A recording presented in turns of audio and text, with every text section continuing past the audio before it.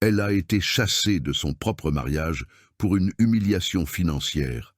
Il ne savait pas qu'il commettait la plus grande erreur de sa vie. En 3 ans, cette femme anéantie reviendrait, un milliardaire à son bras, et rachèterait tout ce qu'il possédait. Signe enfin, Camille, je n'ai pas toute la journée. Alexandre Dubois jeta le stylo Montblanc sur la table en verre. Le bruit résonna dans le cabinet d'avocats. Camille saisit le stylo, les mains tremblantes. 3 avocats l'observaient. La secrétaire détourna le regard. C'était le dernier jour du divorce. Alexandre voulait que tout soit signé avant le déjeuner. Elle portait le même chemisier qu'il y a 2 ans. Lui, un costume italien à 3000 €. Tu repars sans rien. Il sourit. Sans la maison, sans la voiture, sans l'appartement de la côte. Camille regarda les documents. Elle reconnaissait chaque clause. Des mois d'humiliation résumés en 12 pages. Alexandre avait engagé les meilleurs avocats du pays. Elle n'avait même pas les moyens d'en payer un. « Pourquoi tu fais ça ?»« Parce que je le peux. » Il ajusta sa Rolex. « Et parce que tu n'as jamais été de mon niveau. » Les avocats tout sautèrent. Une gêne calculée. Alexandre adorait avoir un public pour ses cruautés. Il se leva, marcha jusqu'à la fenêtre. En bas, Paris bouillonnait. Il gouvernait un empire d'investissement. 40 millions d'euros d'actifs. 15 sociétés dans son portefeuille. Signe et disparaît. Retourne à cette vie médiocre que tu menais avant moi. Camille se mordit la lèvre. 3 ans de mariage détruits en une phrase. Elle avait rencontré Alexandre lors d'un événement d'entreprise. Il était charmant, intelligent, ambitieux. Il lui avait promis des merveilles. La première année, il avait tenu parole, voyage, dîner, bijoux. La deuxième, les humiliations avaient commencé. La troisième, il l'avait mise à la porte. Tu n'as rien apporté à ce mariage. Il lui tourna le dos. J'ai tout apporté, maintenant je reprends tout. Elle signa 1 page, 2, 3. À chaque signature, elle perdait quelque chose.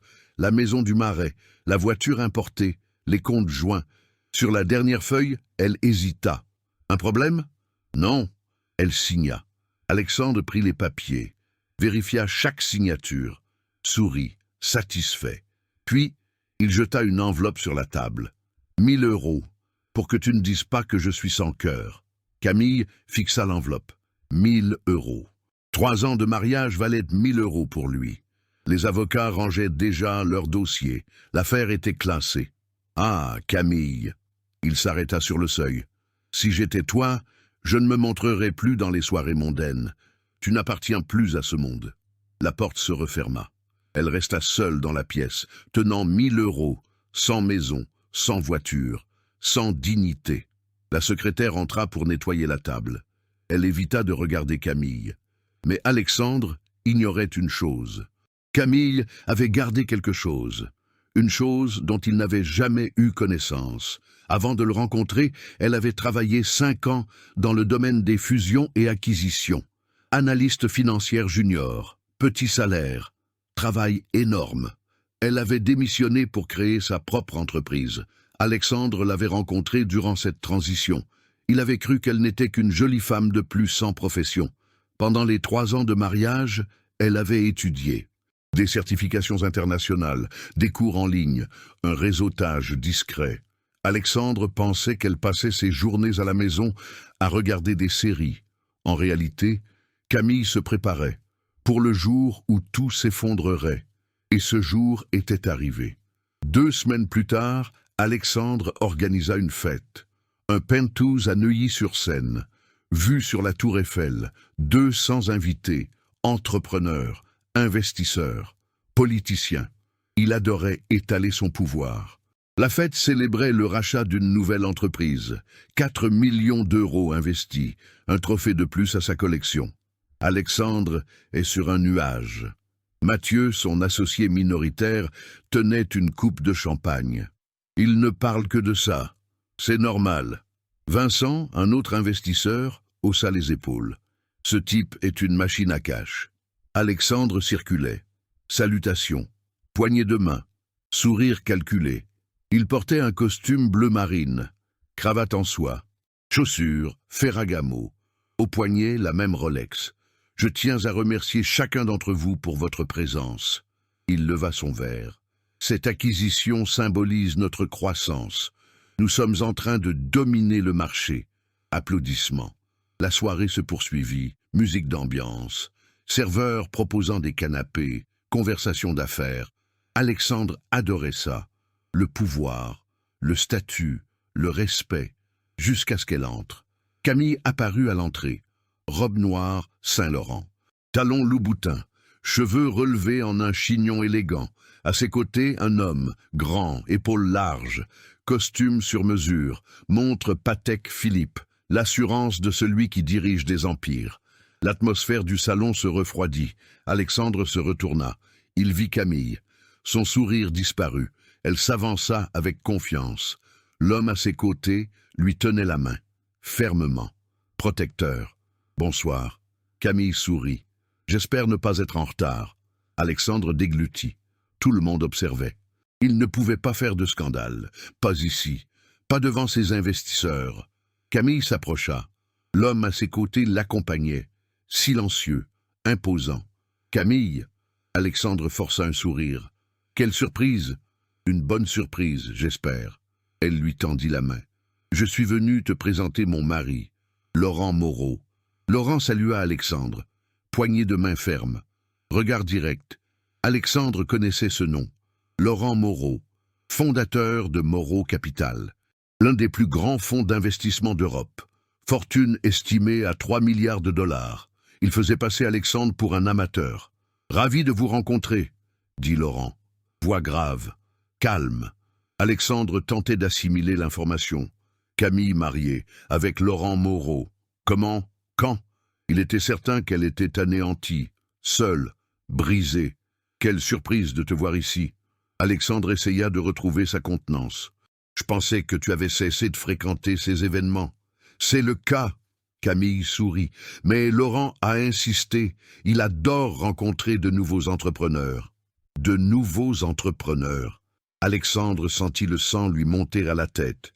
Il gérait 40 millions. Laurent gérait des milliards. La différence était abyssale. Et Camille était à ses côtés. Comment vous êtes-vous rencontrés? S'approcha Mathieu, curieux. Lors d'un événement à New York, répondit Laurent. Camille donnait une conférence sur la due diligence dans les acquisitions internationales. J'ai été très impressionné. Une conférence. Alexandre cligna des yeux. Camille donnant une conférence. Il avait toujours pensé qu'elle ne connaissait rien aux affaires. Il l'avait toujours traitée comme un accessoire, belle mais vide. Elle est brillante. Laurent regarda Camille avec fierté. Elle dirige actuellement 3 acquisitions pour le fonds. Elle a conclu une affaire de 25 millions la semaine dernière. 25 millions. Alexandre sentit le sol se dérober sous ses pieds. Camille avait conclu une affaire 6 fois plus importante que la sienne. En une semaine. Il lui avait fallu 3 mois pour boucler ses 4 millions.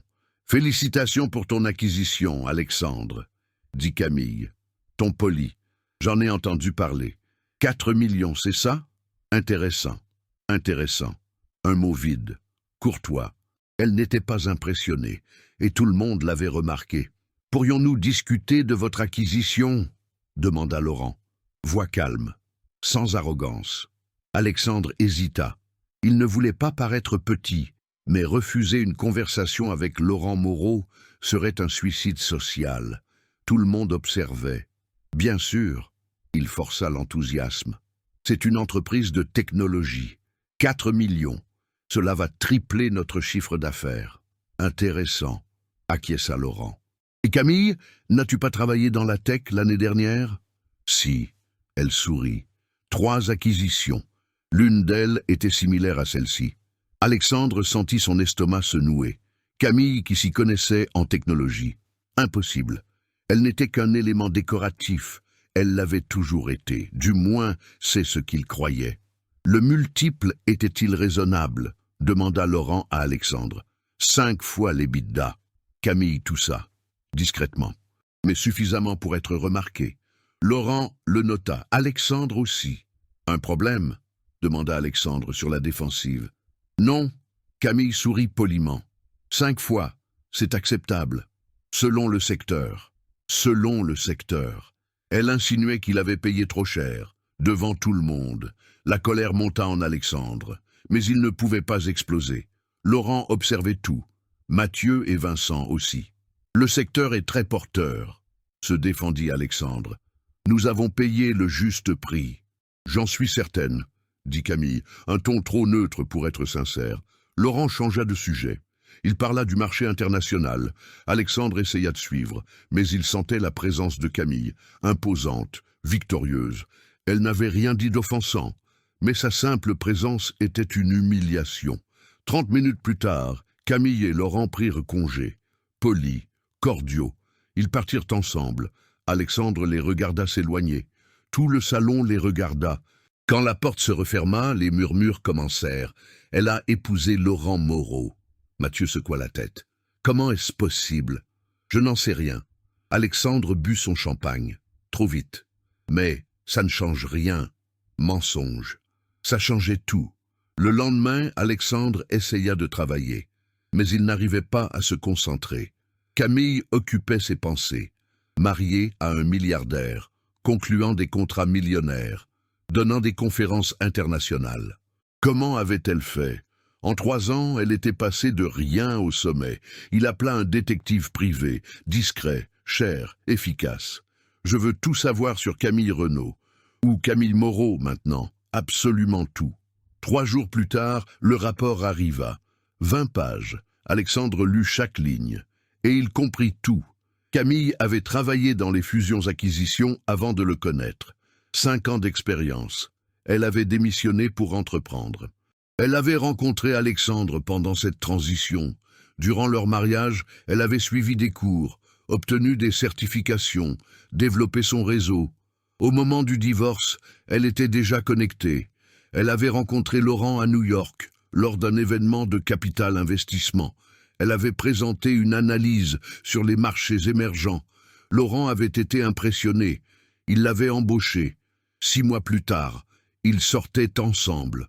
1 an après, ils étaient mariés. Alexandre jeta le rapport sur la table. Camille avait toujours été capable.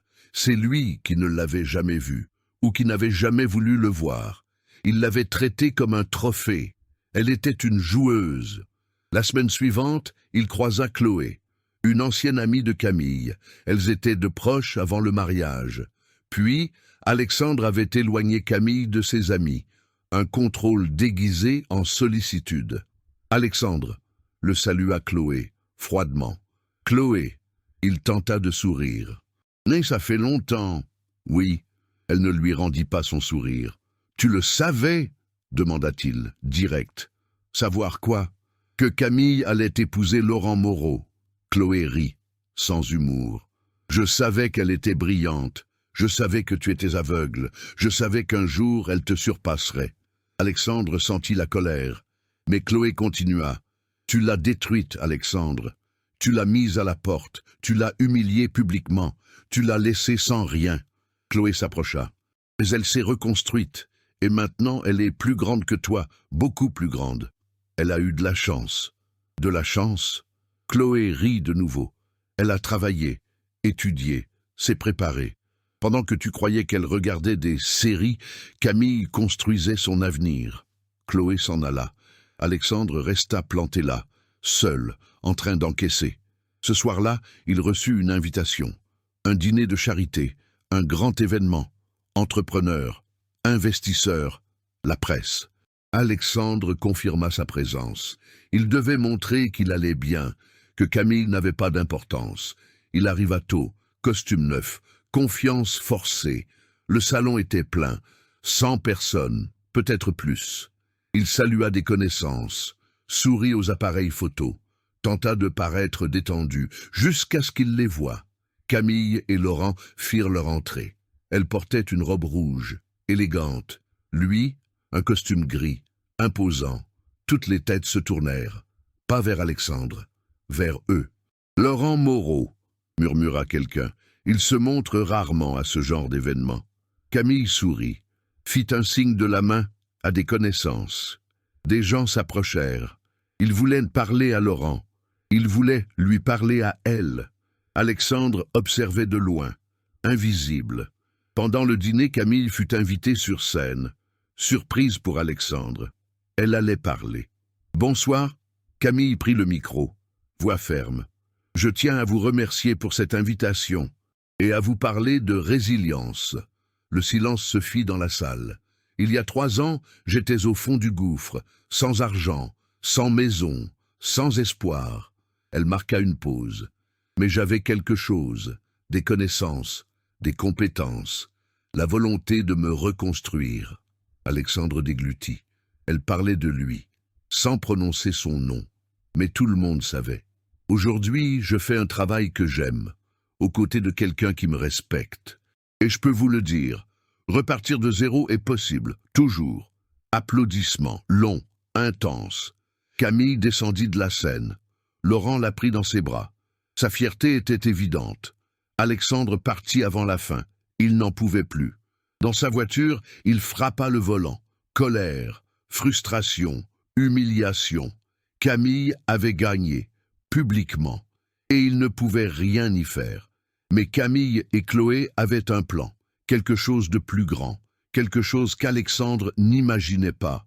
Elles se retrouvèrent 2 jours plus tard, dans un café discret, loin des regards. « Il est sur les nerfs », dit Chloé.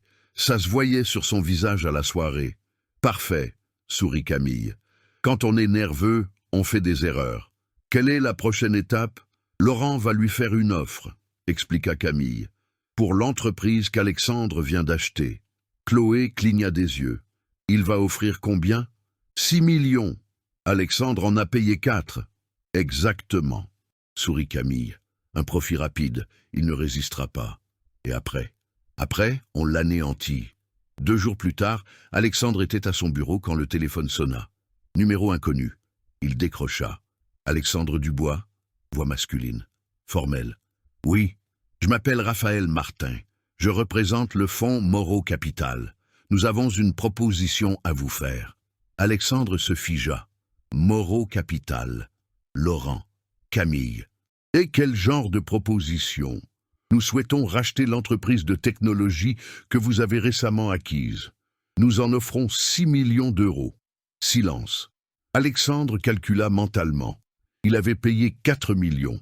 Un bénéfice de 2 millions en 3 semaines. Impossible de refuser. « Pourquoi cet intérêt ?» demanda Alexandre, méfiant. « Cela correspond à notre portefeuille. C'est une décision stratégique. » Alexandre hésita. « Mais 2 millions. C'était 2 millions. J'ai besoin de réfléchir. » « Bien sûr. Vous avez jusqu'à vendredi pour conclure. Après, l'offre ne sera plus valable. » L'appel se termina. Alexandre resta à fixer le téléphone. Était-ce un piège ou une réelle opportunité? Laurent avait 3 milliards. 6 millions, c'était une bagatelle pour lui. C'était peut-être légitime. Il appela Mathieu. Moreau Capital offre 6 millions pour la boîte de tech. Accepte. Mathieu n'hésita pas. 2 millions de bénéfices nets. Personne ne refuse ça.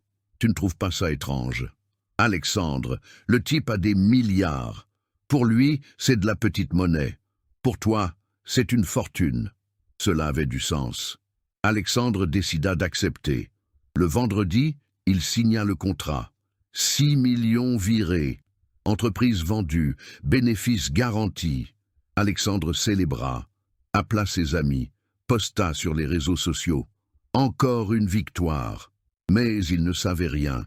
Pendant qu'Alexandre fêtait, Camille et Chloé se retrouvaient. Appartement de Chloé. Vue sur les Champs-Élysées. Vin rouge sur la table. « Il a accepté ?» demanda Chloé. « Il a accepté », sourit Camille. « Comme prévu.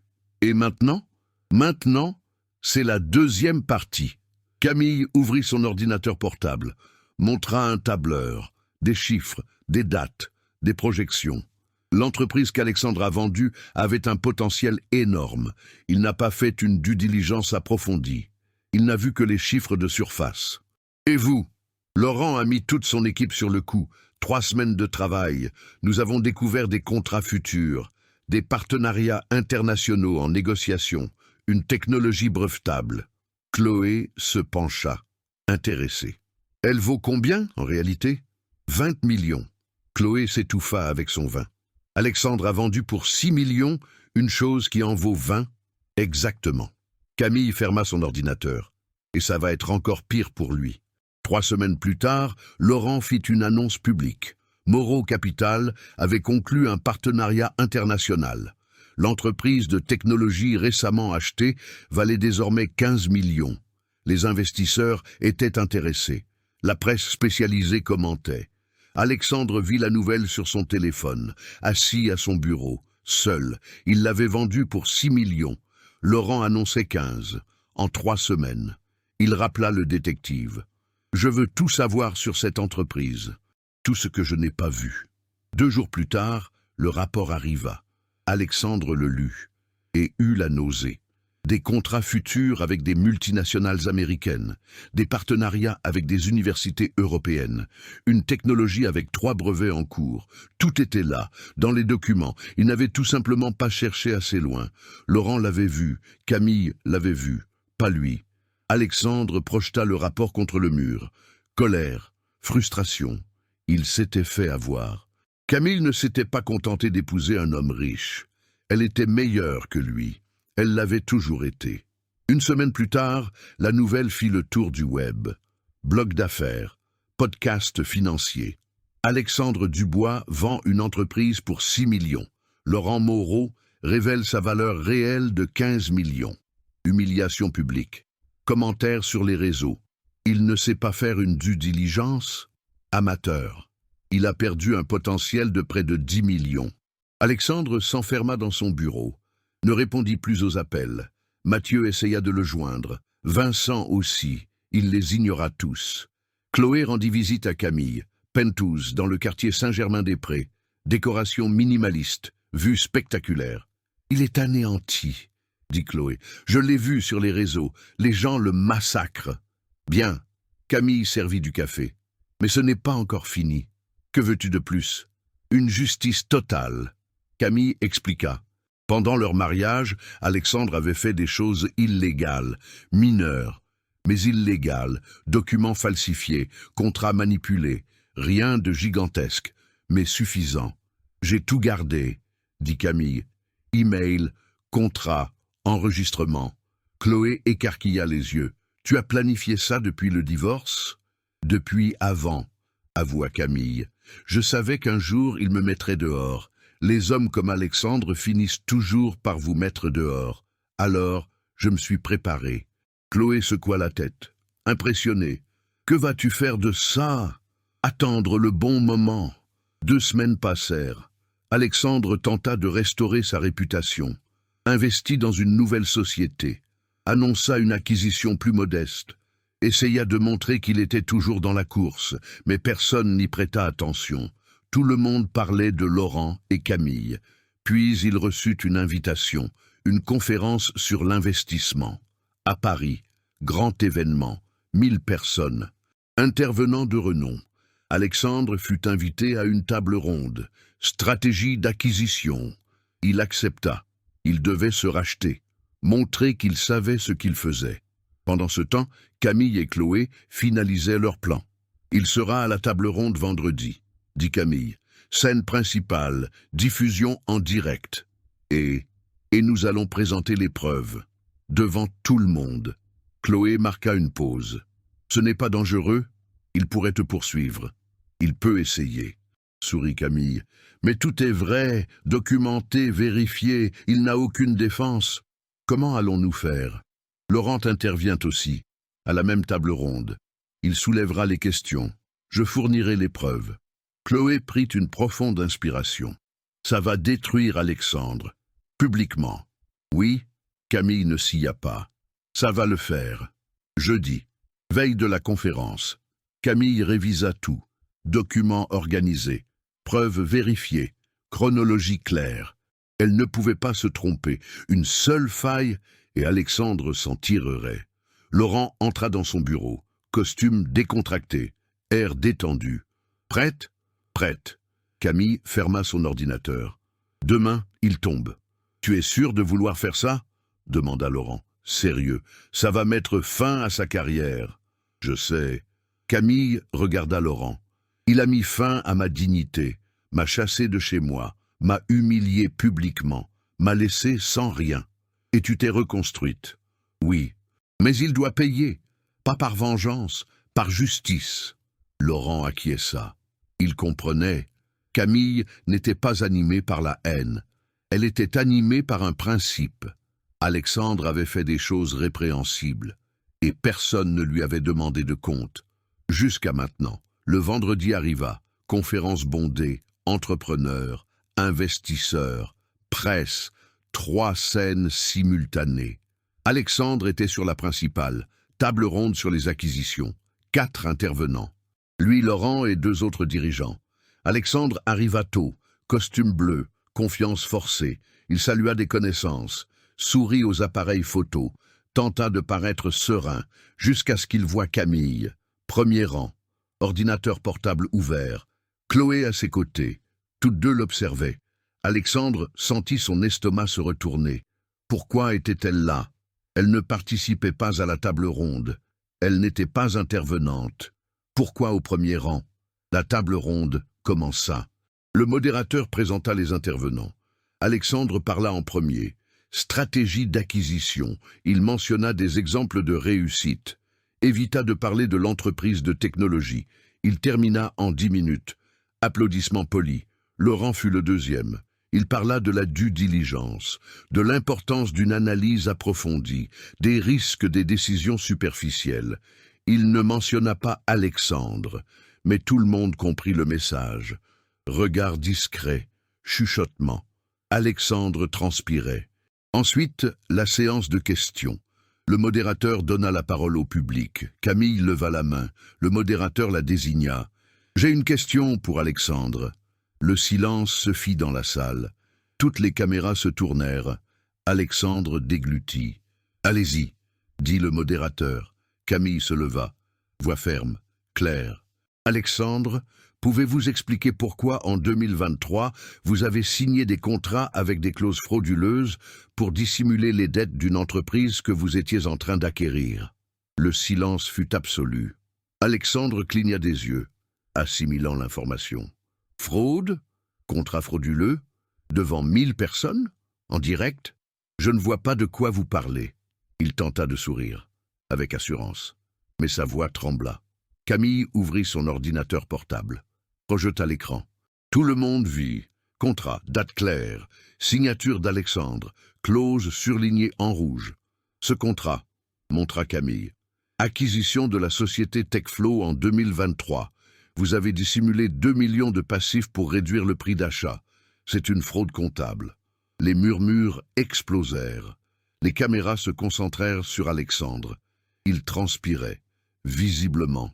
C'est faux. Il se leva. Elle invente tout. J'ai les emails. Camille projeta un autre document. Vos instructions au comptable, mot pour mot. Dissimuler les passifs, ne montrer que les actifs. La salle était sous le choc. Les journalistes prenèrent des notes. Les investisseurs échangèrent des regards. Le modérateur tenta d'intervenir. « Peut-être devrions-nous... » « J'ai encore autre chose. » L'interrompit Camille. Ferme. Contrat de 2024. Société Logimove. Alexandre a gonflé l'évaluation de 30% pour attirer des investisseurs. C'est une fraude à l'investissement. Elle projeta des tableurs. Chiffres réels contre chiffres présentés. La différence était grotesque, évidente. Alexandre essaya de parler, mais aucun son ne sortit. Il était piégé, publiquement. 1000 témoins, diffusion en direct, les preuves à l'écran. Laurent se leva, voix calme, mais percutante. « Alexandre, vous pouvez nier ces accusations, mais les documents sont clairs, signatures authentifiées, email de votre serveur d'entreprise, tout est traçable. » Alexandre regarda autour de lui. Cherchant du soutien, Mathieu détourna le regard. Vincent fit de même. Personne n'allait le défendre, pas contre des preuves. « C'est sorti de son contexte !» cria Alexandre. Le désespoir était palpable. « Vous ne comprenez pas comment fonctionne le marché. » « Je le comprends parfaitement. » Camille ferma son ordinateur. « J'ai travaillé 5 ans en fusion et acquisition. Je sais exactement ce qui est éthique et ce qui est de la fraude. Et vous avez commis une fraude. » Applaudissements. Ils commencèrent timidement, puis prirent de l'ampleur. La moitié de l'auditorium applaudissait Camille. L'autre moitié était dans un silence choqué. Alexandre quitta la scène. En chancelant, il devait partir, tout de suite. Mais en se retournant, il vit deux hommes qui attendaient, costume sombre, attitude officielle. Alexandre Dubois, l'un d'eux montra une carte. Police judiciaire, nous devons vous parler. Le sang d'Alexandre se glaça. À quel sujet? Fraude comptable, falsification de documents, crime contre les investisseurs. L'auditorium explosa. Des gens se levèrent, les caméras se précipitèrent, les journalistes criaient des questions. Alexandre était emmené, devant 1000 personnes. « Je n'ai rien fait !» cria-t-il, désespéré. « C'est un coup monté !» Mais les policiers ne s'arrêtèrent pas. Ils le firent sortir par l'arrière, loin des caméras principales. Mais les téléphones portables filmaient tout. En quelques minutes, ce serait sur les réseaux. Camille descendit de la scène. Chloé l'attendait. Elles se prirent dans les bras, discrètement, mais avec émotion. « C'est fini », murmura Chloé. « Pas encore. » Camille regarda vers la sortie. « Mais on y est presque. » Laurent s'approcha. Il posa une main sur l'épaule de Camille. Fierté silencieuse. « Tu as été parfaite. Merci d'avoir été là. Toujours. » Dehors, Alexandre était interrogé. La police financière menait une enquête depuis des mois. Camille n'avait fait qu'accélérer le processus. Les preuves qu'elle avait fournies étaient la confirmation finale. « Combien d'entreprises ont été touchées ?» demanda un policier. « 6, avoua Alexandre, voix brisée. Mais c'étaient des petites. Personne n'a été lésé. Des investisseurs ont perdu de l'argent, rétorqua le policier. C'est un crime. Alexandre fut emmené au commissariat. Interrogatoire formel. Pendant ce temps, la conférence continuait. Mais personne ne se concentrait sur les intervenants. Tout le monde parlait d'Alexandre, de sa chute, de son humiliation. Mathieu trouva Camille dans le couloir. « Tu as planifié ça. Ce n'était pas une question. » Oui, Camille ne le nia pas. Pourquoi? Parce qu'il le méritait. Camille le dévisagea. Il m'a détruite, humiliée, jetée, et il a fait la même chose à d'autres. Il s'en est toujours sorti indemne. Et maintenant? Maintenant, il paie. Mathieu secoua la tête. Mi-impressionné, mi-effrayé. Tu es effrayante. Je suis juste. 3 heures plus tard, la nouvelle était sur tous les portails d'information. Alexandre Dubois, investisseur de renom, arrêté pour fraude. Photo de lui se faisant emmener. Vidéo de l'accusation publique. La répercussion fut énorme. Les réseaux sociaux explosèrent. Commentaires par milliers. Certains défendaient Alexandre, peu nombreux. La plupart célébraient sa chute. Enfin, quelqu'un paie. Justice est faite. Mais il a toujours été arrogant. Alexandre passa la nuit en garde à vue. Ses avocats tentèrent de le faire sortir. Mais la police avait trop de preuves. 6 dossiers, des dizaines de documents, des témoins prêts à parler. Le lendemain, audience de mise en examen. Le juge examina les accusations. Fraude comptable, manipulation d'investisseurs, falsification de documents, des crimes graves. « Monsieur Dubois, » dit le juge, « ton sérieux. Les preuves sont substantielles.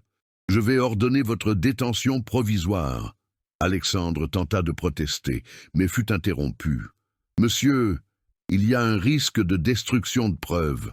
La détention provisoire est maintenue. » Alexandre fut emmené. De nouveau, cette fois, en prison. Cellule commune. Pas de privilège. Il enfila un uniforme orange. Crâne rasé. Dignité zéro. Pendant ce temps, Camille était en réunion. Moreau capitale. Laurent présidait. Elle à ses côtés.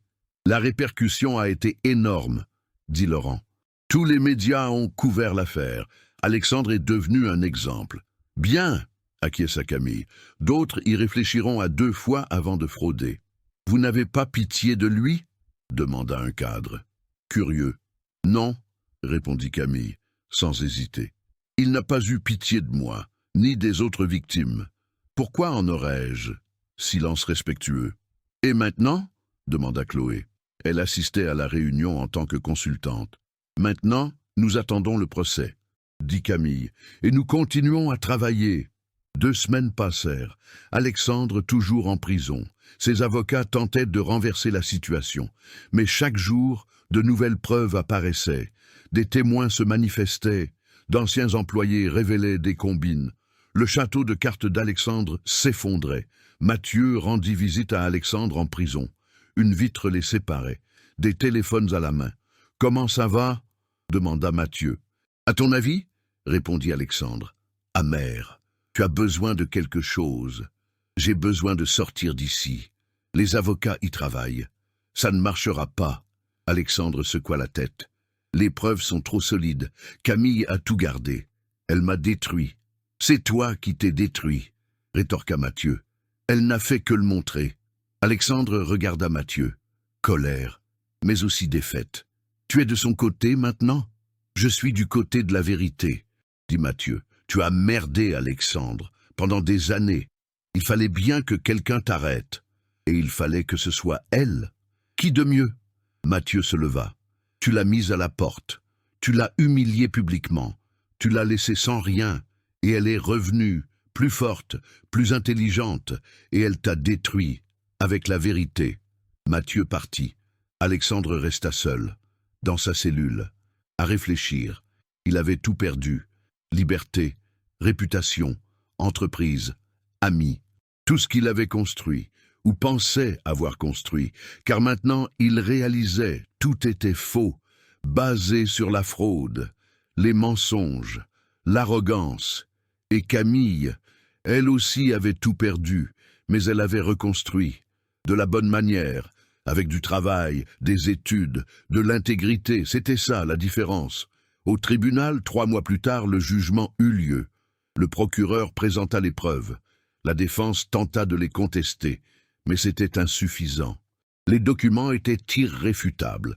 Le juge rendit son verdict. « Alexandre Dubois, vous êtes reconnu coupable de fraude comptable, de manipulation d'investisseurs et de falsification de documents. Peine, 8 ans de réclusion criminelle. » 8 ans. Alexandre s'assit. Blême. Ses avocats préparaient déjà l'appel. Mais tout le monde le savait. Il allait purger sa peine, au moins en partie. Camille assista au jugement, du fond de la salle, silencieuse. Quand la sentence fut prononcée, elle ne célébra pas. Elle hocha simplement la tête. Justice avait été faite. Dehors, la presse attendait. « Camille, vous sentez-vous vengée ?» demanda un journaliste. « Ce n'est pas de la vengeance, » répondit Camille. « Calme, c'est la justice. Alexandre a nui à beaucoup de gens. Maintenant, il paie pour ce qu'il a fait. Vous aviez planifié ça depuis le divorce? J'avais planifié de me reconstruire. Et ce faisant, j'ai découvert des vérités qui devaient éclater au grand jour. » Laurent était à ses côtés. Il lui prit la main, fermement. « Camille est un exemple de résilience, » dit Laurent. « Elle aurait pu garder de la rancune. Mais elle a préféré utiliser la connaissance et la vérité. » Les appareils photos crépitèrent. Les questions continuèrent. Mais Camille et Laurent montèrent dans leur voiture, partirent en silence. Sur la banquette arrière, Camille prit une profonde inspiration. « C'est fini, confirma Laurent. Alexandre fut transféré en centre de détention, régime fermé, cellules partagées, travail obligatoire, visites restreintes. La vie qu'il connaissait était terminée. Et Camille, sa vie ne faisait que commencer. Pour de vrai. 1 semaine après le jugement, Camille reçut une invitation. Conseil exécutif de Moreau Capital. Laurent présidait. 12 membres. Tous les regards tournés vers elle. « Camille, » commença Laurent, « votre performance au cours des 3 dernières années a été exceptionnelle. Vous avez conclu 17 acquisitions. Un total de 80 millions d'euros investis. Taux de réussite, 100%. Applaudissements discrets. C'est pourquoi, poursuivit Laurent, nous souhaitons vous promouvoir, directrice des fusions et acquisitions pour l'Europe. Silence. Camille assimila l'information. Directrice. Toute l'Europe. Responsabilité énorme. Budget de plusieurs milliards. J'accepte, dit-elle, sans hésiter. Plus d'applaudissements. Cette fois, enthousiaste. 6 mois plus tard, Camille était au sommet. Bureau vitré. vue sur Paris, équipe de 20 analystes. Elle dirigeait des opérations dans 12 pays, France, Allemagne, Royaume-Uni, Italie, Espagne, Suisse. Ce matin-là, elle examinait une proposition. Acquisition dans le secteur de l'énergie, 35 millions. Analyse complexe. Mais Camille maîtrisait chaque détail. Chloé entra. Désormais consultante officielle de Moreau Capital. « Comment vas-tu » demanda Chloé. « Occupée » sourit Camille. « Mais heureuse. Tu le mérites. » Chloé s'assit. Après tout ça. Camille regarda par la fenêtre. En bas, la ville bouillonnait. Des millions de personnes, chacune se battant, certaines gagnant, d'autres perdant.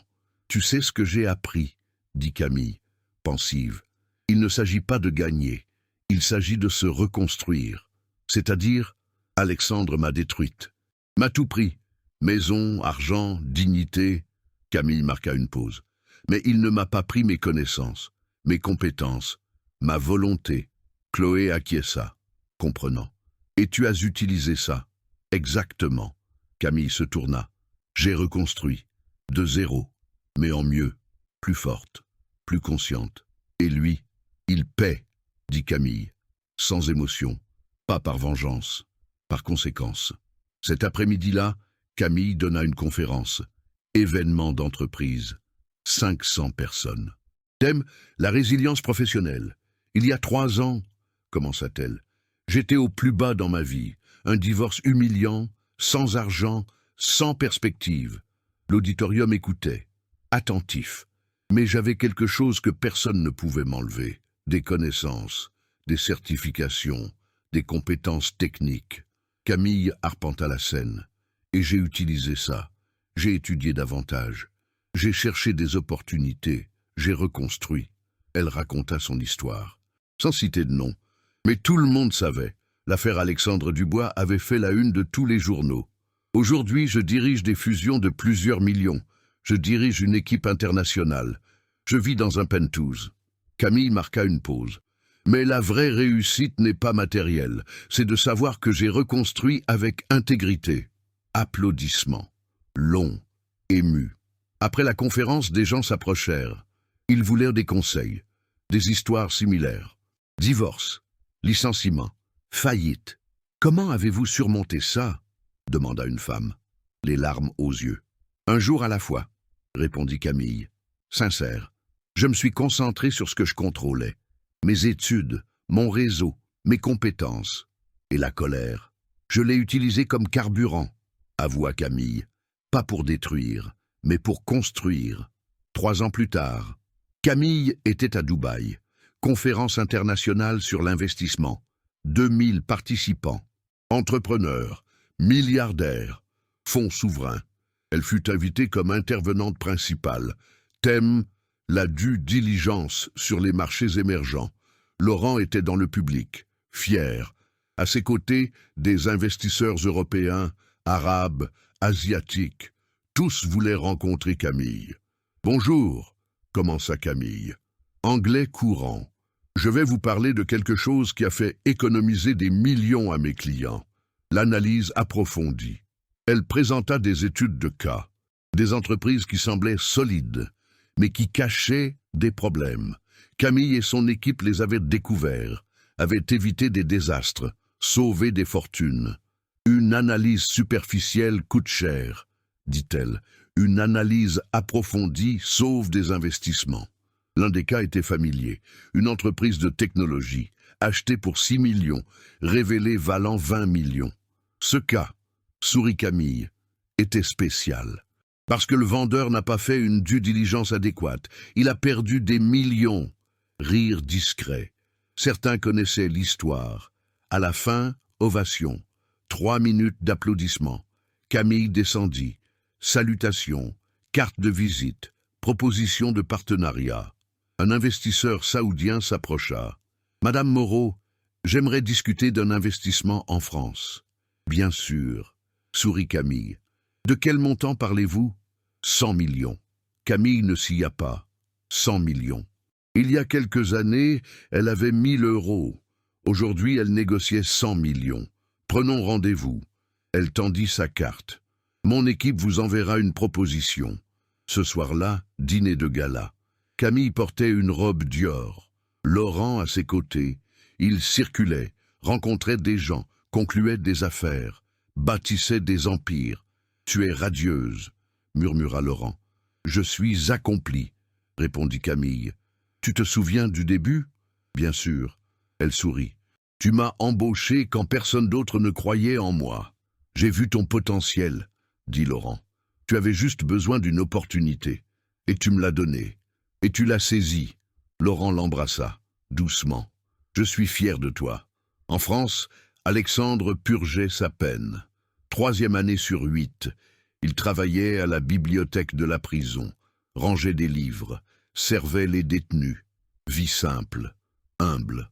Mathieu lui rendait visite de temps en temps. Cette fois, il apporta des nouvelles. Camille est à Dubaï, dit Mathieu. Elle intervient dans une conférence internationale. Alexandre ne répondit pas. Il se contenta d'acquiescer. Tu penses à elle? Demanda Mathieu. Parfois, avoua Alexandre, je pense à ce que j'ai fait, à la façon dont je l'ai traitée. Des regrets? Énormément. Alexandre regarda ses mains. J'aurais pu être différent. J'aurais pu la respecter, la soutenir. Mais tu ne l'as pas été. Non. Alexandre secoua la tête. J'ai été arrogant, cruel, lâche. Silence. Et maintenant? Demanda Mathieu. Maintenant, je paie, dit Alexandre. Et j'apprends. Tu apprends quoi? Que le caractère importe plus que l'argent. Alexandre regarda Mathieu. Camille avait les deux. Moi, je n'avais que l'argent. Et il n'était même pas propre. Mathieu partit. Alexandre retourna dans sa cellule, seul, à réfléchir. Pendant ce temps, Camille créait quelque chose de plus grand. Elle lança un programme. Nom, reconstruire, objectif, aider les femmes en situation de vulnérabilité financière après un divorce. Le programme offrait des cours, des certifications, du réseautage, du mentorat. Tout était gratuit, financé par Moreau Capital. Première promotion, 50 femmes.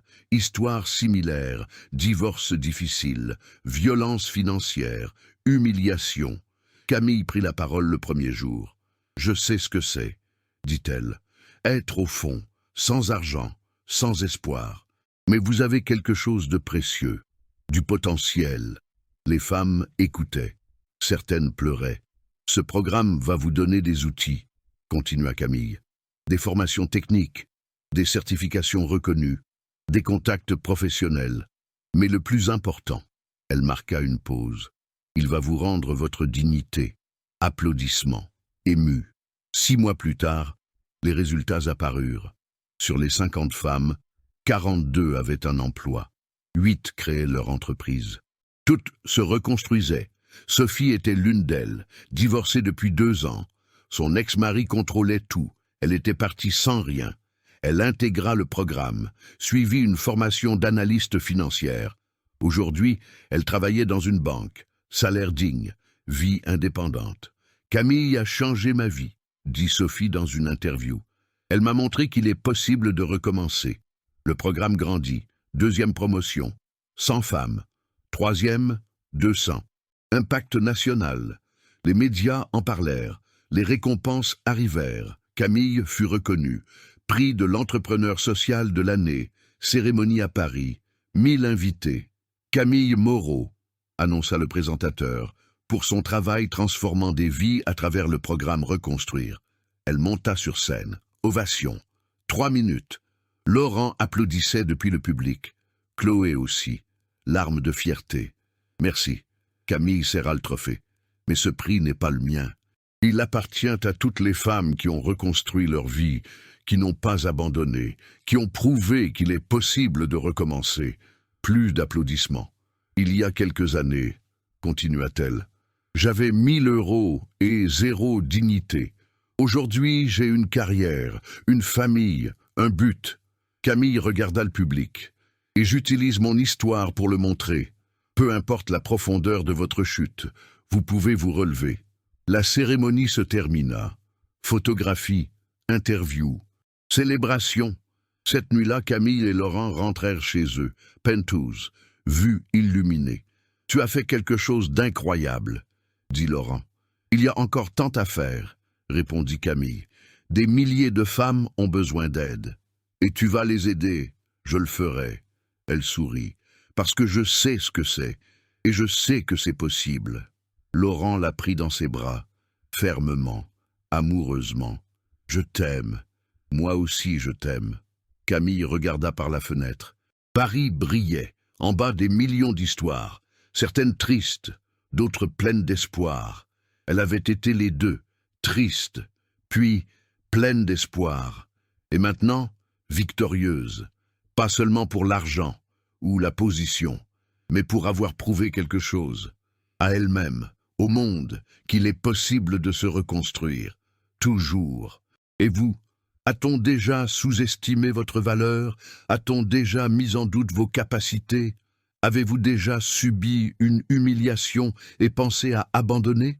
L'histoire de Camille n'est pas unique. Elle se produit tous les jours. Des personnes brillantes rabaissées, des talents gaspillés par les préjugés, des relations toxiques détruisant la dignité, mais des reconstructions se produisent aussi, des victoires silencieuses, des gens qui refusent d'abandonner, comme Camille, comme tant d'autres, comme vous pouvez l'être, parce que le secret n'est pas de ne jamais tomber, il est dans la manière dont on se relève. Camille est tombée, a tout perdu, mais elle a utilisé la connaissance comme une arme, l'étude comme un bouclier, la résilience comme un carburant, et elle a gagné. Elle n'a pas seulement gagné contre Alexandre, elle a gagné contre les circonstances, elle a gagné contre le doute, elle s'est gagnée elle-même. Si cette histoire vous a touché, écrivez oui dans les commentaires. Faites-moi savoir que vous vous êtes identifié, que vous vous battez aussi, ou que vous avez déjà gagné. Et si vous connaissez quelqu'un qui traverse un moment difficile, quelqu'un qui a été humilié, rabaissé, sous-estimé, partagez cette histoire, montrez-lui qu'il est possible de se reconstruire, que la dignité ne se perd pas, elle attend juste le moment de revenir. Abonnez-vous à la chaîne si ce n'est pas encore fait. Chaque semaine, une nouvelle histoire ici. Des histoires de personnes réelles qui ont renversé la situation, qui n'ont pas accepté la défaite comme une fin, qui ont transformé la douleur en pouvoir. Et restez à l'écoute. La semaine prochaine, une histoire encore plus percutante, l'histoire d'une femme trahie par son mari milliardaire. Il s'attendait à la voir brisée, mais elle est revenue, plus riche, plus puissante, et elle a racheté son entreprise. Vous ne voudrez pas manquer ça. D'ici là, souvenez-vous, peu importe où vous en êtes maintenant, peu importe qui vous a fait tomber, vous avez le pouvoir de reconstruire, de gagner, de transcender, comme Camille l'a fait, comme vous le ferez.